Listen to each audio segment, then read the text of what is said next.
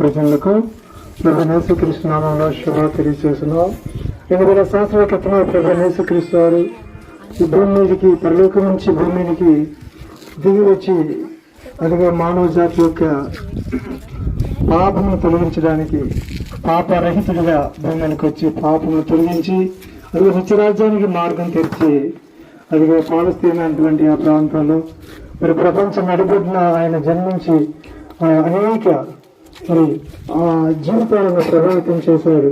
అది ఈరోజు రోగం అంటే నీకు భయం తెలుస్తుంది, కానీ పాపం అంటే నీకు భయం లేదు. ఆ పాప భీతిని ఆయన కలిగించి మనిషిని నరకాన్ని తీసుకెళ్తుందంటే మానవ జాతిని